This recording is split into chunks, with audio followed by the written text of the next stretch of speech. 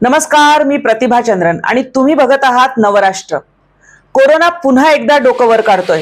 महाराष्ट्रात active cases किती आहेत याचा जर विचार करायचा झाला तर 278 केसेस सध्या महाराष्ट्रामध्ये आहेत।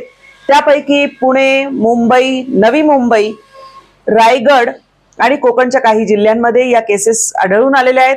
4 मृत्यू जरी झाले असले तरी त्या 4 मृत्यूंच्या बाबतची महत्त्वाची बाब अशी की ज्यांना काहीतरी कोमार्बिड कंडिशन ज्याला म्हणतात, म्हणजे काही गंभीर स्वरूपाचे आजार आहेत आणि त्यांना या नवीन कोरोनाच्या व्हेरिएंटची जर लागण झाली तर त्यामुळे त्यांचे मृत्यू झालेले आहेत। बहुतांश जे रुग्ण आहेत ते बरे सुद्धा झालेले आहेत। तरी सुद्धा गेल्या वेळचा अनुभव बघता प्रशासनाने अतिशय सज्जता जी आहे ती केलेली आहे। एकंदरच सध्याचा व्हेरिएंट नेमका काय आहे याबद्दलची अधिक माहिती देण्यासाठी आपल्या सोबत आहेत IMAचे महाराष्ट्राचे माजी अध्यक्ष डॉक्टर अविनाशजी भोंडवे। सर, तुमचं खूप खूप स्वागत आहे। कोरोनाचा सध्याचा जो व्हेरिएंट आहे तो JN.1 या प्रकारचा आहे। त्याचबरोबर NB.1.8 हा सुद्धा एक व्हेरिएंट सध्या पसरतो आहे। हे दोन्ही व्हेरिएंट जे आहेत हे आक्रमक जरूर आहेत। याच्यामुळे जास्तीत जास्त लोकांना बाधा जरूर होते, संसर्गाचं प्रमाण जास्ती असतं, परंतु याच्यामुळं मृत्यू होण्याची शक्यता खूप कमी असते, कारण यामुळं ऑक्सिजनवर किंवा परिणाम होत नाही, न्यूमोनिया होत नाही किंवा इतरही काही त्रास होत नाही। हे जे व्हेरिएंट आहेत हे यापूर्वी 2021-22च्या सुमारास येऊन गेलेल्या ओमायक्रॉन या कोरोनाच्या व्हेरिएंटचा उपप्रकार आहेत आणि ते पूर्णपणे त्या बाधक नाहीत किंवा घातक नाहीत असं जगामध्ये सिद्ध झालेलं आहे। नेमका आत्ताचा जो व्हेरिएंट आहे तो काय आहे? कोरोना पुन्हा फोफावतोय काय? कारण लोकांच्या मनात भीती निश्चितच आहे। कोरोनाची साथ सध्या पसरती आहे हे नक्कीच, परंतु ही साथ ही मर्यादित आहे, काही देशांमध्ये पसरलेली आहे आणि याला जो कारणीभूत कोरोनाचा नवीन व्हेरिएंट आहे हा आक्रमक जरी असला, म्हणजे याच्यामुळं जास्तीत जास्त लोकांना त्याची बाधा होत असली तरीसुद्धा त्यापासून होणारा मृत्यूदर हा अगदी अल्प आहे। याच्यामुळं सर्दी, खोकला, ताप अशा प्रकारचे त्रास होतात, ऑक्सिजन कमी पडत नाही किंवा इतर प्रकारचे जे त्रास आहेत की जे जीवाला घातक असतात, धोकादायक असतात, अशा प्रकारे कुठलीही घटना घडत नाहीत। त्याच्यामुळं यामुळं फार मोठा मृत्यूदर वाढून पहिली लाट येणं, त्यानंतर त्यामध्ये व्हेरिएंट येऊन दुसरी लाट येणं असा प्रकार होण्याची शक्यता अजिबात नाही।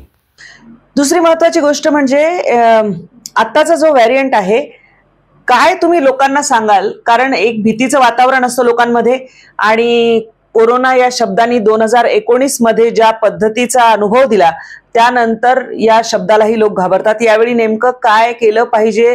लोकांनी कुठली खबरदारी बाळगली पाहिजे असं तुम्ही सांगाल?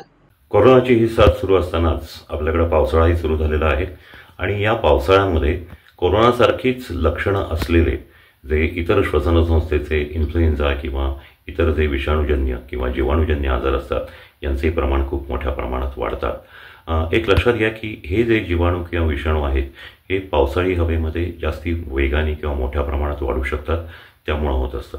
त्यामुळे याबाबत आपण जर काळजी घ्यायची तर त्यांच्याबद्दलचा जो प्रतिबंधक उपाय आहे आणि कोरोनाचाही प्रतिबंधक उपाय एकच आहे, एक म्हणजे गर्दी टाळा, गर्दीमध्ये जाऊ नका। दुसरी गोष्ट म्हणजे जर शक्य असेल त्यावेळेला नाकावर मास्क वापरा, आपले हात नाकातोंडाला लावण्यापूर्वी स्वच्छ धुवा आणि कुठलाही त्रास जर वाढत असेल, जास्ती वाटत असेल तर त्वरित डॉक्टरांचा सल्ला घ्या। डॉक्टर, आणखी एक महत्त्वाची बाब म्हणजे गेल्या वेळी जेव्हा आपण बघितलं तेव्हा हा जो व्हेरिएंट होता म्हणजे हा जो आजार होता तोच नव्याने होता, अर्थात हा इन्फ्लुएन्झाचा म्हणजे फ्लूचाच एक प्रकार जरी असला तरी सुद्धा उपचार जे आहेत ते खूप वेगळ्या वेगळ्या प्रकारे केले गेले। आपण आठवतं की सुरुवातीला अगदी हायड्रॉक्सिक्लोरोक्विन त्याच्या गोळ्या दिल्या गेल्या, त्यानंतर मग पुन्हा ट्रीटमेंटची सगळी लाईन बदलली आणि मग रेमडेसिवीर वगैरे हे ड्रग्ज आले।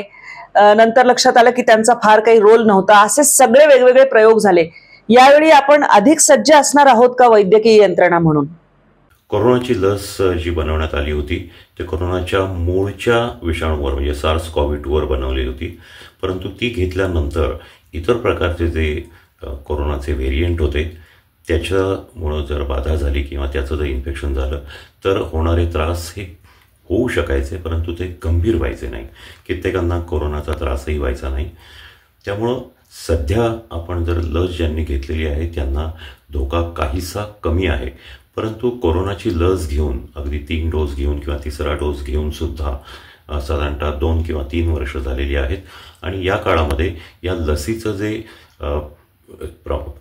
शरीरामध्ये ते प्रमाण असतं, ज्याची प्रतिकारशक्ती असते, त्याचं प्रमाणही हे निश्चितच कमी झालेलं असेल आणि त्याच्यामुळं ही लस पुन्हा एकदा घेतली जाण्याची किंवा दिली जाण्याची आवश्यकता आहे. शेवटचा प्रश्न की एक डॉक्टर म्हणून तुम्ही काय सल्ला द्याल? कारण पावसाळा आहे, हे आजार फोफावत आहेत आणि लोकांमध्ये घबराट निश्चितच आहे. 2020 मध्ये जेव्हा कोरोनाची महामारी सुरू झाली त्यावेळेला औषध पाण्याच्या दृष्टीने खूपच मोठे प्रश्न होते. एक तर हा विषाणू नवीन होता, त्याच्याबद्दल काही माहिती नव्हती. परंतु आज 5 वर्षानंतर सुद्धा परिस्थिती वेगळी नाही. करोना विषाणूबद्दल आपल्याला माहिती आहे, एवढाच फक्त त्यात फरक आहे. परंतु करोना विषाणू नष्ट करणारं औषध अजूनही जगाला सापडलेलं नाही आहे.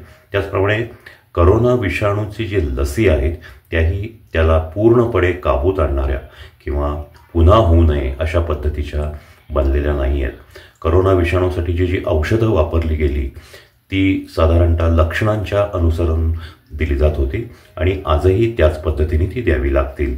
म्हणजे ऑक्सिजन जर कमी पडला तर त्यांना प्राणवायू लावणं, त्याचप्रमाणे त्या विषाणूंची संख्या वाढू नये म्हणून काही औषधं देणं, ताप कमी करणं, श्वसन संस्था जर हे होत असेल तर त्यासाठी त्याला व्हेंटिलेटर लावणं, सलाईन लावणं, अशा पद्धतीचेच त्याला उपाय आहेत आणि आजही त्याच्यामध्ये फारसा फरक पडलेला नाही. सुदैवाने आत्ताचा जो विषाणू आहे हा फारसा भीतीदायक नाही. त्याच्यामुळं कॉम्प्लिकेशन जी आहेत ती जास्ती सिरियस होत नाहीत, म्हणून आज त्याचा मृत्यूदर वाढणं हे कठीण आहे. धन्यवाद डॉक्टर भंडोळे, याबद्दलची सविस्तर माहिती तुम्ही दिलीत. तर कोरोना हा नव्याने जरी डोकं वर काढत असला तरी घाबरण्याचं मुळीच कारण नाही. डॉक्टर साहेबांनी जी आपल्याला दक्षता घ्यायला सांगितलेली आहे ती दक्षता जर तुम्ही घेतलीत तर तुम्ही हा जसा अन्य वेळी तुम्हाला व्हायरल फीवर म्हणजे विषाणूजन्य आजार होतो तसाच हा असणार आहे. अर्थात काळजी घेणं महत्वाचं आहे, दुर्लक्ष करून चालणार नाही. कारण गेल्या वेळी आपण बघितलेलं होतं की एकदा त्या विषाणूची लागण झाल्यानंतर त्याचे वेगवेगळे व्हॅरियंट्स जे आहेत ते आलेले होते आणि त्यांनी निश्चितच वेगवेगळी आव्हानं जी आहेत ती लोकांच्या समोर, आरोग्य विभागाच्या समोर उभी केलेली होती.